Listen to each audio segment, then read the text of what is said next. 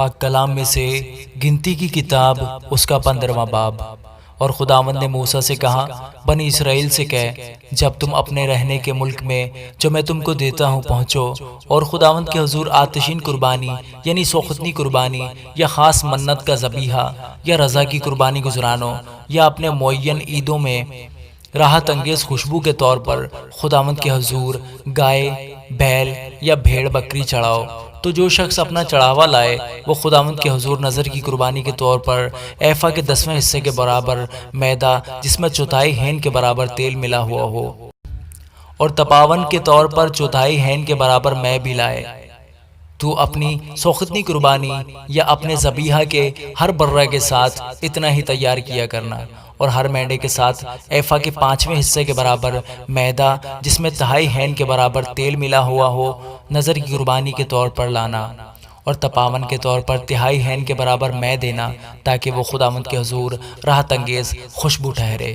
اور جب تو خداوند کے حضور سوختنی قربانی یا خاص منت کے ذبیحہ یا سلامتی کے ذبیحہ کے طور پر بچڑا گزرانے، تو وہ اس بچڑے کے ساتھ نظر کی قربانی کے طور پر ایفا کے 3/4 حصے کے برابر میدا جس میں نصف ہین کے برابر تیل ملا ہوا ہو چڑھائے، اور تو تپاون کے طور پر نصف ہین کے برابر مے گزراننا، تاکہ وہ خداوند کے حضور راحت انگیز خوشبو کی آتشین قربانی ٹھہرے۔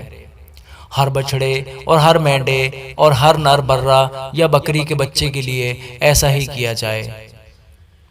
تم جتنے جانور لاؤ ان کے شمار کے مطابق ایک ایک کے ساتھ ایسا ہی کرنا۔ جتنے دیسی خداوند کے حضور راحت انگیز خوشبو کی آتشین قربانی گزرانے، وہ اس وقت یہ سب کام اسی طریقہ سے کریں۔ اور اگر کوئی پردیسی تمہارے ساتھ بود و باش کرتا ہو، یا جو کوئی پشتوں سے تمہارے ساتھ رہتا آیا ہو، اور وہ خداوند کے حضور راحت انگیز خوشبو کی آتشین قربانی گزراننا چاہے، تو جیسا تم کرتے ہو وہ بھی ویسا ہی کرے۔ مجمع کے لیے یعنی تمہارے لیے اور اس پردیسی کے لیے جو تم میں رہتا ہو، نسل در نسل سدا ایک ہی آئین رہے گا۔ خداوند کے آگے پردیسی بھی ویسے ہی ہوں جیسے تم ہو۔ تمہارے لیے اور پردیسیوں کے لیے جو تمہارے ساتھ رہتے ہیں ایک ہی شرع اور ایک ہی قانون ہو۔ اور خداوند نے موسیٰ سے کہا کہ بنی اسرائیل سے کہہ، جب تم اس ملک میں پہنچو جہاں میں تم کو لیے جاتا ہوں، اور اس ملک کی روٹی کھاؤ، تو خداوند کے حضور اٹھانے کی قربانی گزراننا۔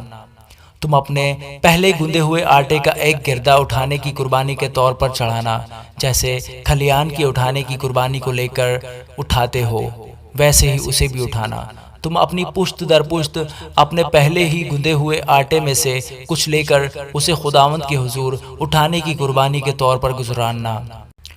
اور اگر تم سے بھول ہو جائے اور تم نے ان سب حکموں پر جو خداوند نے موسیٰ کو دیے عمل نہ کیا ہو، یعنی جس دن سے خداوند نے حکم دینا شروع کیا، اس دن سے لے کر آگے آگے جو کچھ حکم خداوند نے تمہاری نسل در نسل موسیٰ کی معرفت تم کو دیا ہے، اس میں اگر سہون کوئی خطا ہو گئی ہو اور جماعت اس سے واقف نہ ہو، تو ساری جماعت ایک بچڑا سوختنی قربانی کے لیے گزرانے، تاکہ وہ خداوند کے حضور راحت انگیز خوشبو ہو، اور اس کے ساتھ شرع کے مطابق اس کی نظر کی قربانی اور اس کا تپاون بھی چڑھائے، اور خطا کی قربانی کے لیے ایک بکرا گزرانے۔ یوں کاہن بنی اسرائیل کی ساری جماعت کے لیے کفارہ دے تو ان کو معافی ملے گی، کیونکہ یہ محض بھول تھی، اور انہوں نے اس بھول کے بدلے وہ قربانی بھی چڑھائی جو خداوند کے حضور آتشین قربانی ٹھہرتی ہے، اور خطا کی قربانی بھی خداوند کے حضور گزرانی۔ تب بنی اسرائیل کی ساری جماعت کو اور ان پردیسیوں کو بھی جو ان میں رہتے ہیں معافی ملے گی، کیونکہ جماعت کے اعتبار سے یہ سہون ہوا۔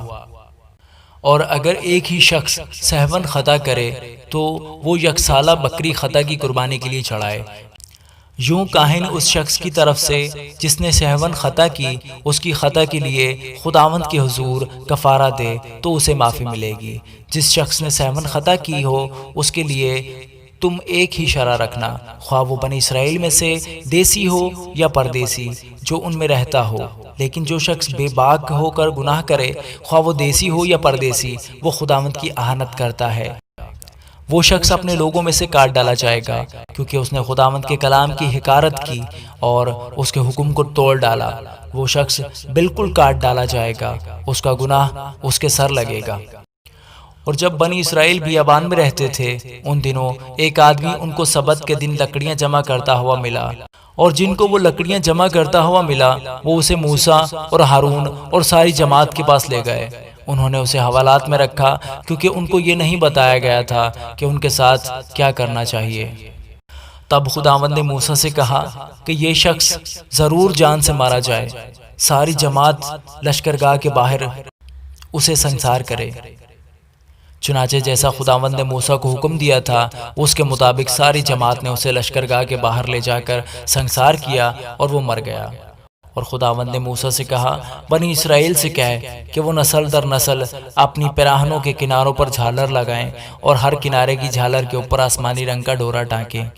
یہ جھالر تمہارے لیے ایسی ہو کہ جب تم اسے دیکھو تو خداوند کے سب حکموں کو یاد کر کے ان پر عمل کرو اور اپنے دل اور آنکھوں کی خواہش کی پیروی میں زناکاری نہ کرتے پھرو جیسا کرتے آئے ہو، بلکہ میرے سب حکموں کو یاد کر کے ان کو عمل میں لاؤ اور اپنے خدا کے لیے مقدس ہو۔ میں خداوند تمہارا خدا ہوں جو تم کو ملک مصر سے نکال کر لایا تاکہ تمہارا خدا ٹھہروں۔ میں خداوند تمہارا خدا ہوں۔ آمین۔